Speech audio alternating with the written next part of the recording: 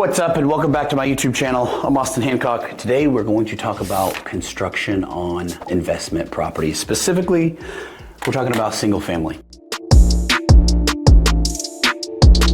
So I'm going to talk about the top 3 mistakes that people make when they buy their first investment property.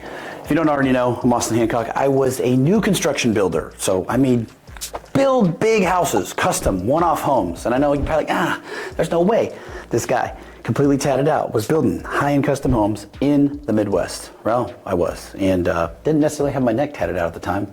Don't judge a book by its cover, right? But I was on Parade Home magazine covers.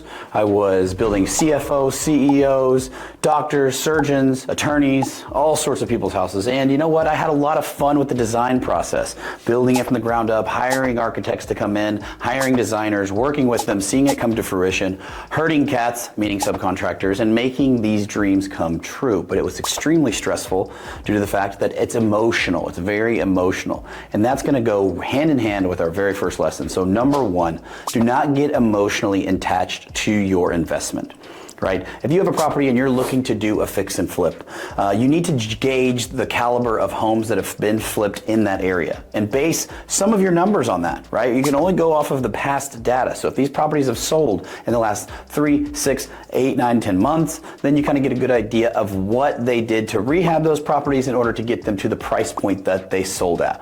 So again, to recap, number 1 would be making sure that you don't go over the rehab of that neighborhood, right? You need to understand the market and where your property is and how much it needs to be rehabbed based on the surrounding houses and the comps. Hey, what's up guys? I hope you're enjoying this video right now. Listen, if you want to learn more about real estate and you're concerned about, is this for me? How much money does it take? What types of deals should I get? Where are the deals? How are they funded? All of these questions most people are extremely overwhelmed with in real estate investing. I'm here to tell you right now, I have all of those answers and I'm going to walk you through it live in my masterclass. Make sure you click the link in the description, attend and register. The most important part though is showing up. So don't just register, make sure you're there. I'm going to walk you through all of the journey that I've had in real estate investing, how I got my success, how I got to where I am today, from the Marine Corps to construction after I got out, and then now living in San Diego, California, traveling the world and living a beautiful life with my family, which you can do and achieve your own success. Make sure you click the link in the description and register for the free live masterclass. I'll see you there.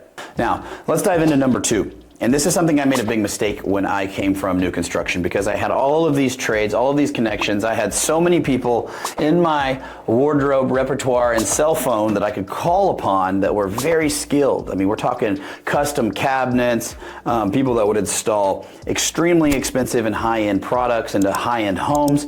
And one of the mistakes that I made at the beginning that you don't want to make is hiring the wrong subcontractor.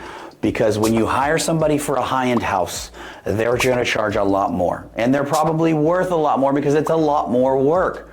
But when you hire somebody to do a remodel or to paint or to do flooring in something that's sub $250,000, an investment property, then you need to make sure that they are somebody that's doing an investment property, right? They have the skill set in that and they can do a good job in that, but they're probably going to be somebody that's a little bit cheaper, right? The standard's going to be a little bit lower, or just even what you're going to put in there, the finishes, the timelines. They don't have to go do all of these custom things that somebody that would be a more expensive subcontractor would do. So make sure that you don't use your new construction high-end subcontractors if you have them, or when you pick up the phone and you call them, make sure that's not them, for your investment deals. Because why? It's not emotional, right? It is only based off of the numbers. And I'm not saying that you need to go flip things and be crappy flippers. So flippers get a lot of hate for that. Investment property people that own property, landlords, slumlords, Section 8 people, all of these people get a bad name for rehabbing these properties. Complete shit. You don't have to make it into complete trash.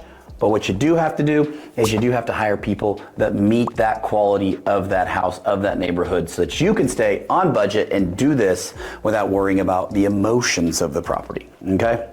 And number 3, Timelines. Timelines are extremely important in construction, and most people will let the subcontractors drag these projects out, especially rookies, right? If the subcontractor's like, oh, it's going to take 3 days, well, I need a little more time. Well, I need a little more time. Well, I need a little more time. This is costing you severely. One, in interest payments if you have hard money. Two, in the timeline that you can actually get that property out there. And then three, it's costing you because you can't get this project sold and or rented and or sold seller financing, which if you guys know me, that's exactly what I love to do. You can't even move to the next project. So you're only gonna be able to do one deal. If it takes you 6 months to get this thing from an old, outdated house, cleaned up and rehabbed, to market to be able to sell, and let's say that takes you 6 months and it takes me 30 days. How many more deals can I do? How many more properties can I add to my portfolio if I manage my time better and I manage my subcontractors' time better? Set the expectation with them up front and don't let them walk all over you. Now, this leads me to a bonus, okay? Bonus answer and something that's super important. Do not pay your subcontractors in full up front. I don't care how much material they need to have. What you can do is you can go set up accounts at Home Depot, Lowe's. You can use credit cards. That's what I would do, is I would start buying these materials in certain ways, or I would take control of the materials and say, yeah, I'll have them delivered to you because Lowe's will deliver a washer. Lowe's will deliver the cabinets. Lowe's will deliver these things. Have them delivered. You put them on your dime, and then don't front them a ton of money. Because what happens is, we both know the answer, what's gonna happen, right?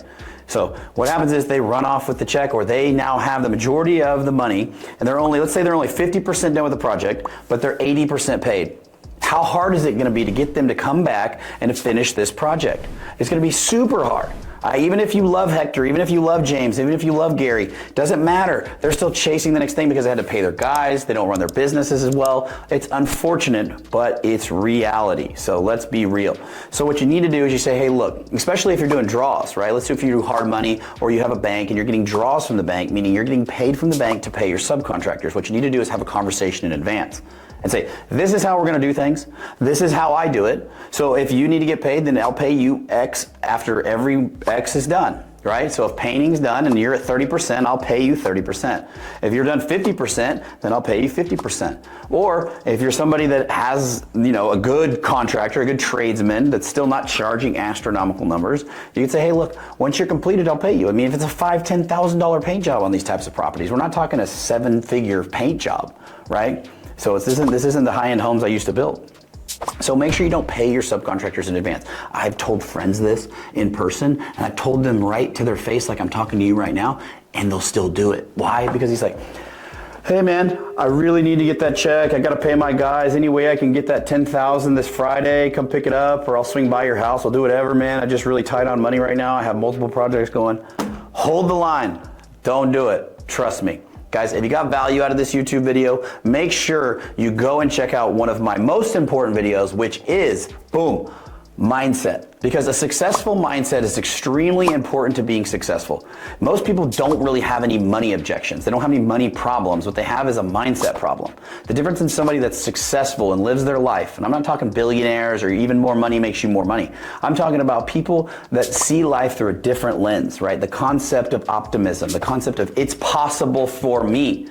If you don't believe it's possible for you, you need to go check out this video and change your mindset, because that is the first hurdle, and it's not going to be the last, that's going to get you out of the mud. Even when you go through tough times. I've been an entrepreneur for roughly 15 years now, and you'll go through hard times. As you scale, as you go through these glass ceilings, you'll be like, dang, it's hard. Dang, it's hard. And each level, there's new devils, right? And there's things you don't know. And as you get to $1 million, $5, $10 million in revenue and do these things, and you stack these things, what happens is you find new problems that you weren't prepared for. So it comes back to your mindset. But at the very beginning, one of the biggest issues I see with people that don't obtain any success is that their mindset is very poor. And what do I mean by mindset? That means they have doubt, they have insecurities, they have a lot of past history of how they grew up, how their mama talked to them, their daddy talked to them, the jobs, the neighborhood, school, I wasn't good at school, all of these things, they will hold you back. And for most of you, it's your friends. So check out that video. Guys, thanks for watching this, and I'll see you on the next one.